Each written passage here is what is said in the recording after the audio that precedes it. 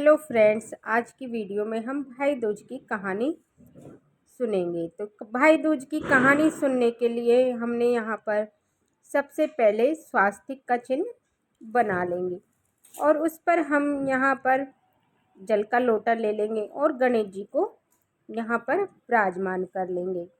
तो देखिए, भाई दूज की कहानी सुनने के लिए आप अपने हिसाब से गोले ले ले और जल का लोटा ले ले। उसके बाद हम भाई दूज की कहानी शुरू करेंगे। तो पहले हम सभी को तिलक कर लेंगे, उसके बाद में हम भाई दूज की कहानी सुनेंगे। तो किसी कारण से आप भाई दूज पर घर नहीं जा सकते हैं तो आप इस तरीके से कहानी सुन ले और गोले भी ले सकते हैं। तो हम पहले इस तरीके से गणेश जी को विराजमान कर देंगे, उसके बाद में हम भाई दूज की कहानी सुनेंगे।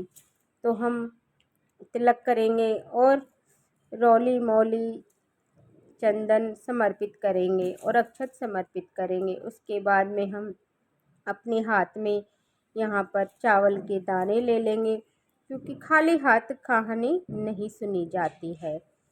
और एक बार एक ब्राह्मण था। ब्राह्मण के 2 संतान थी, एक लड़का और एक लड़की। बड़ी सुशील थी, अपने भाई को कभी भी भला बुरा नहीं बोलती थी और कभी अपने भाई से नाराज़ नहीं होती थी। भाई की शादी थी, इसलिए भाई अपनी बहन के ससुराल गया और बहन को लेने के लिए जब वो अपनी बहन के घर पहुंचा तो बहन चरखा कात रही थी।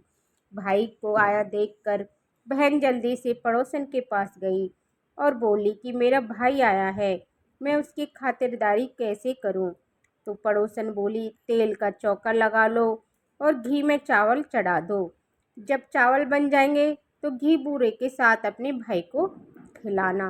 अब चली गई और जाकर उसने तेल का चौका लगा लिया और घी में चावल चढ़ा दिए। तेल का चौका सूखे ना और घी में चावल गले ना।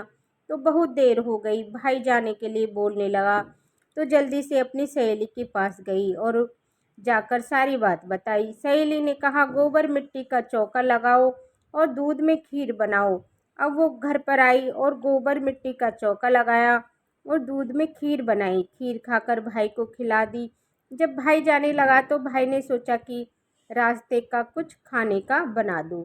अपने भाई के लिए उसने चक्की में आटा पीस लिया, यानी गेहूं पीसने लगी। चक्की में जब वो गेहूं पीस रही थी तो चक्की में साथ में ही एक नाग पिस गया। अब उसने नाग को देखा नहीं और उसे आटे में अपने भाई के लिए चूरमे के लड्डू बनाकर दे दिए। चूरमे के लड्डू बांध दिए और भाई उन्हें लेकर चला गया। अब जाकर के जब उसका भाई चला गया तो पीछे जब वो साफ सफाई करने लगी तो घर की चक्की साफ करी तो नाग दिखाई दिया। अब उसको पता लगा कि जिस आटे के मैंने अपने भाई के लिए लड्डू बना दिए हैं उसमें तो नाग पिस गया है, वो तो जहर का हो गया है। अगर मेरा भाई वो चूरमे के लड्डू खा लेगा तो मेरा भाई तो मर जाएगा। और भागी भागी अपने बच्चे को पालने में सोता छोड़कर चली गई और अपने भाई के पीछे पीछे। अब उसका भाई एक पेड़ के नीचे, एक तालाब के किनारे पेड़ के नीचे सो रहा था। तो उसने अभी तक खाना नहीं खाया था। अब उसने जैसे बहन पहुंची उसने तो उठाए लड्डू और फेंक दिए। तो भाई बोला कि बहन, ये तूने क्या किया? मैंने तो अभी खाना भी नहीं खाया था और मुझे तो अभी बहुत भूख लगी है। तो वो बोली, नहीं भाई, ये लड्डू तुझे नहीं खाने और मैंने तेरे साथ ही चलूँगी। तो भाई बोला कि बहन, तुमने तो कहा था कि तुम 1-2 दिन के बाद आओगी। नहीं भाई, तुम्हारे साथ ही चलूँगी। अब वो अपने भाई के साथ साथ चल दी। आगे चलकर उसने देखा कि एक जगह बहुत बड़ी बड़ी सिलाएं उतर रही थी। उसने उस सिला को उतारने वाले कारीगर से पूछा कि भाई, ये इतनी बड़ी बड़ी सिलाओं को तुम क्या करोगे? उसने कहा कि जो भाई अपनी बहन का बहुत लाडला है और जिस बहन ने भाई के लिए नाग पीस दिया, उसकी छाती पे अपने ये सिलाई जाएंगी। तो नाग उसके भाई को खाएगा और वो मर जाएगा और उसकी छाती पर हम ये सिलाई रखेंगे। अब उसने सोचा कि ये तो बहुत बुरा होगा। वो समझ गई कि नाग तो उसी ने पीसा है। अब वो बोली कि भाई तुम्हें इतना बता दो कि तुम इसका उपाय भी जानते होंगे, मुझे कोई उपाय बता दो। वो बोले उपाय तो बहुत कठिन है। वो बोली चाहे कितना भी कठिन हो उपाय हो मैं ज़रूर करूँगी, तुम मुझे वो उपाय बता दो। और बोले बहन अपने भाई के सारे अपशगुन करते और भक्ति भक्ति अपने भाई को जाए और गालियाँ दे और कोसे और कोई भी सुहागन का मनाए ना मनाए और फेरों पर अपने भाई की जगह पर बैठे और जयमाला भी अपने भाई की जगह खुद करे, फेरों पर भी खुद ले और सुहाग की सेज पर भी खुद बैठे। जैसे नागिन उससे डसने आए नागिन को मार दे। बोली ठीक है। अब वो वहीं से अपने भाई के कोसने लगी और गालियाँ देती देती पीहर गई। भाई को गालियाँ दे। अब उसके माँ बाप अपनी बेटी का ऐसा व्यवहार देखकर बहुत चकित रह गए। उसने सोचा कि हमारी बेटी तो बहुत सुशील है, कभी किसी का बुरा नहीं बोलती, पता नहीं अपने भाई को इस तरह से क्यों बोल रही है, जबकि भाई की तो शादी है। सब रिश्तेदार घर पे आए पर वो नहीं मानी, बहुत समझाया नहीं मानी। अब जब भाई तो घोड़ी चढ़ने लगा तो भाई को पीछे से धकेल दिया और कहा मैं घोड़ी चढ़ूंगी। सबने समझाया तो वो नहीं मानी। अब जैसे ही घोड़ी चढ़ी सिला उतरी तो उतरी आई और आदमी की जगह औरत को देखकर सिला वापस चली गई। अब सब सोचने लगे भाई इसको तो कुछ ना कुछ पता है, इसके तो अपने भाई को बचा लिया है। वो बोली बारात में मैं भी साथ जाऊंगी। सबने मना किया लेकिन वो फिर भी नहीं मानी। बारात में साथ चली गई और बारात में जाके फेरों में भाई को धक्का दे दिया। मैं बैठूंगी फेरों पर, तुझे नहीं बैठने दूंगी। अब वो फेरों पर भी साथ ही बैठ गई तो भाई की जगह फेरे लिए घर आ गई। सुहाग की सेज पर बोली भाभी के साथ मैं सोऊंगी। अब सब ने समझाया तो नहीं मानी, जाके अपने भाई के साथ सो गई।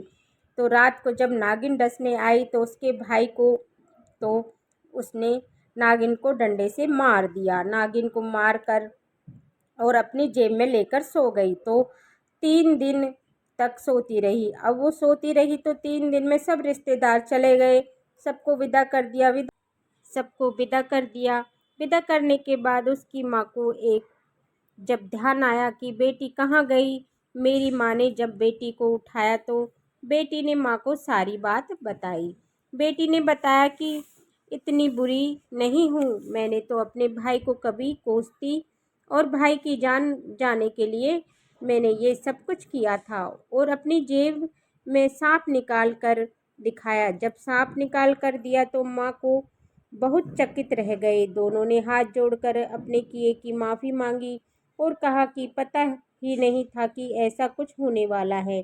दोनों ने अपनी बेटी की बहुत प्रशंसा की और बहुत बड़ाई की और अन्न धन देकर आदर सत्कार के साथ अपनी बेटी को विदा किया। ऐसे उस बहन के भाई की रक्षा की, वैसे ही भगवान सबके भाइयों की रक्षा करे और सभी पे अपनी कृपा दृष्टि बनाए रखे। इसके बाद हम लोग एक गणेश जी की कहानी सुनेंगे। तो एक बार एक बुढ़िया थी, गणेश जी की सेवा करती थी, पूजा करती थी। रोज मिट्टी के गणेश जी बनाए, गणेश जी गल जाए, रोज मिट्टी के गणेश जी बनाए, गणेश जी गल जाए।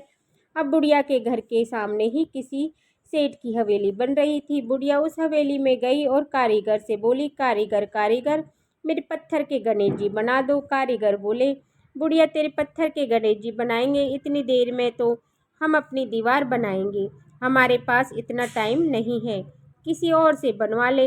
अब बुढ़िया को बहुत बुरा लगा। अब बुढ़िया बोली भगवान करे तुम्हारी दीवार टेढ़ी हो जाए। अब बुढ़िया ने ये कहकर अपने घर आ गई। कारीगर जैसे ही दीवार बनाए दीवार टेढ़ी हो जाए, फिर डहाए, दीवार जैसे ही बनाए फिर डहाए। शाम को आए सेठ जी।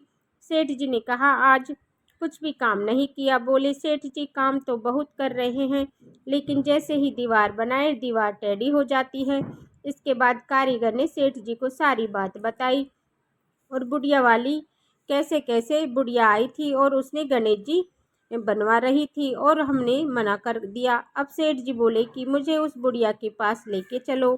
तो कारीगर सेठ जी को बुढ़िया के पास लेके गए। बुढ़िया के पास जाके सेठ जी हाथ जोड़ के बोले हे बुढ़िया माई हमारी दीवार सीधी कर दो, हमने तुम्हारे लिए सोने के गणेश जी बनवा देंगे। इतना कहते ही सेठ जी की दीवार सीधी हो गई और सेठ जी बूढ़ी माई के लिए सोने के गणेश जी बनवा दिए। गणेश जी महाराज, जैसे ही आपने सेठ जी की दीवार सीधी की, वैसे ही इस कहानी को कहते सुनते हुंकारा भरते हुए सभी के कार्य सीधे करना और सभी पर अपनी कृपा दृष्टि बनाए रखना। इस तरह से हमारी भाई दूज की कहानी पूर्ण हो जाती है। फ्रेंड्स, कहानी सुनने के बाद हमने जो हाथ में अक्षत लिए हैं, ये गणेश जी महाराज को समर्पित कर देंगे और कुछ दाने हम लोटे में डाल लेंगे और इसके बाद हम इस लोटे से सूर्य को अर्घ देंगे और इस तरह से हमें कहानी सुननी है। फ्रेंड्स, अगर आपको ये भाई दूज की कहानी पसंद आई है और आपके लिए ये वीडियो यूजफुल है तो मेरे वीडियो को लाइक करना और अभी तक आपने चैनल को सब्सक्राइब नहीं किया है तो प्लीज़ सब्सक्राइब कर लेना और बेल आइकन बटन को प्रेस कर देना ताकि मेरी आने वाली वीडियो का नोटिफिकेशन आपको मिल जाए। देखने के लिए बहुत बहुत धन्यवाद। राधे राधे। जय श्री कृष्णा।